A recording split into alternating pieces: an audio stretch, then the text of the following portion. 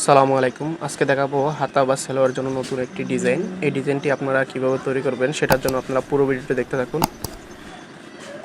প্রথমে আমরা 3 ইঞ্চি পরিমাণ একটা কাপড় নিয়ে নিব, আর এখানেও সেমভাবে 3 ইঞ্চি 3 ইঞ্চি পরিমাণ একটা কাপড় নিয়ে নেব। প্রথমে এটাকে 3 কোণা পরিমাণ ভাঁজ করে তারপর এই পাশটাকে এভাবে ভাঁজ করে দিব, তারপর এই পাশটাও সেমভাবে ভাঁজ করে এটাকে সমানভাবে সেলাই করে দেব। এখানে মাঝ বরাবর আপনারা চাইলে দাগ দিয়ে নিতে পারেন। তো আমি সমানভাবে সেলাই করে দিচ্ছি। তো সমানভাবে সেলাই করার পর এটাকে আমরা কেটে নেব।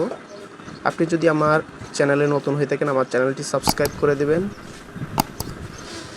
তো দেখেন আমার কমপ্লিট হয়েছে। তারপরে এভাবে ফিতাও তৈরি করে নেব আমরা। তারপর এর যে কাপড়টা নিয়েছিলাম ওই কাপড়টার উপরে একটা বসিয়ে এভাবে এটা বসিয়ে এটার মাঝ বরাবর যে ফিতাটা তৈরি করছি ওই ফিতাটা এখানে বসিয়ে দেব।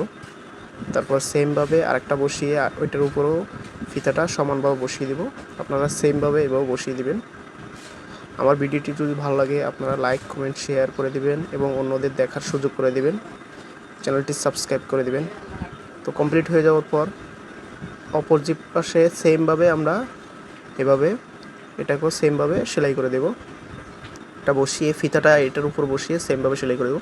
ফিতাটা অবশ্য আপনারা গলায় ফিতা দেওয়ার জন্য যেভাবে ফিতাটা তৈরি করেন ওইভাবে সেমভাবে ফিতাটা তৈরি করে নেবেন। আমিও সেমভাবে তৈরি করে নিয়েছি।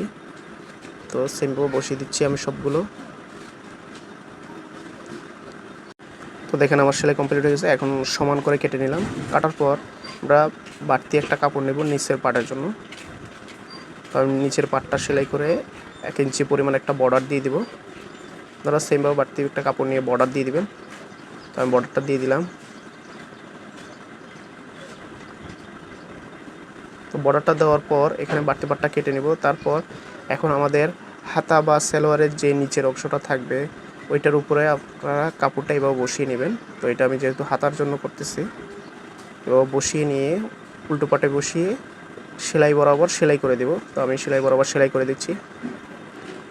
সেলাই করার পর এটাকে একটা চাপ সেলাই দিয়ে দেব। তো আমি চাপ সেলাই দিয়ে দিচ্ছি। চাপ সেলাই দেওয়ার পর দেখেন আমার ডিজাইনটা তৈরি হয়ে গেছে।